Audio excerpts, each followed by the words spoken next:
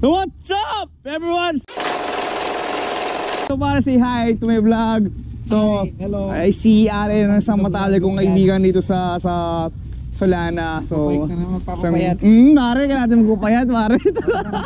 So mag-out muna kami ng aking kaibigan na si Pare Ari. So pare, what's up? Si hi! Hi! What's up? Hello.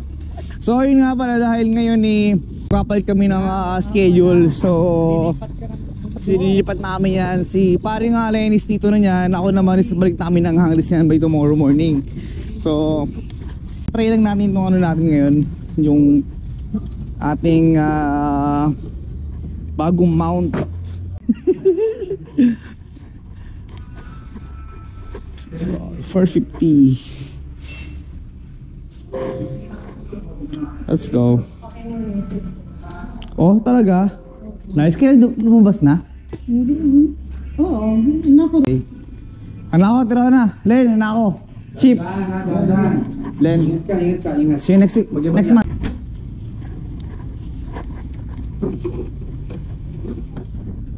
So guys, uwi na tayo. So pauwi na tayo niyan. Natutuwa lang ako rin sa mount ko ngayon. Shoutout kay shoutout kay Explore. At ang laki ng tulong sa akin ni Explore talaga, grabe. Kasi yung tinatanong ko kasi siya, tapos ayun, ang dami kong tanong sa kanya, buti napagbibigyan tayo sa mga sagot.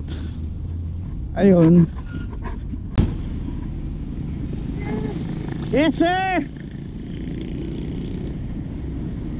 So what's up everyone? So shoutout kay Sir Explore. Ang laking tulong ni sa akin ni Explore. Kasi yung mga katanungan ko sa kanya sa mount. Hey! Katanungan ko sa kanya sa mga mount. Puta, nasagot talaga niya. Solid yun si Explore. So tamang flex lang ako ngayon sa mount ko, sa neck mount ko. Ang lupit, ang ganda nito. Ang komportable kasi dati hindi ko alam paano ang ginagamit ko dati yung sa wrist. Kulit pero ito kita lahat. Ang galing. Shoutout kay Explore. Lupit mag-feedback niyan. So yun nga, sabi niya, so okay talaga okay naman si neck mount. Pero sabi niya sa review niya, maduyan nga daw. Checkin natin mamaya. Tapos bumalik si Explore sa yun, yung chest mount. Ayun. Daw, lupit nun. Thank you.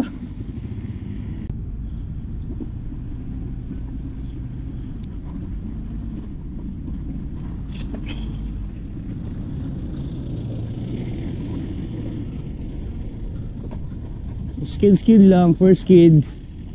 Pero short skid lang yun, short skid.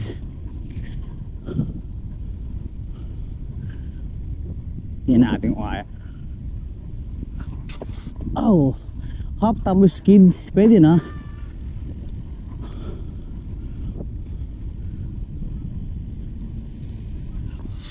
Oh, nice, ganda nun. Tangan na nakapag-skid ako ulit. Woo! Alam ko hindi ko na magagawa yun. Dati kasi nakapag long skid ako, pero hindi totally long skid, hindi man ako magaling, no. Pero ayun, kasi nung mga nakaraan hindi yata tama yung pag-aalagay ng strap ko. Ngayon, syempre may mga buhangin ako nakikita. Pupuntahan ko ngayon yun, buhangin para makapag-skid tayo. Hingal lang ako, 2 kilometers lang, hingal lang ako, nakakaya sa inyo, pero pagpasensyahan nyo na.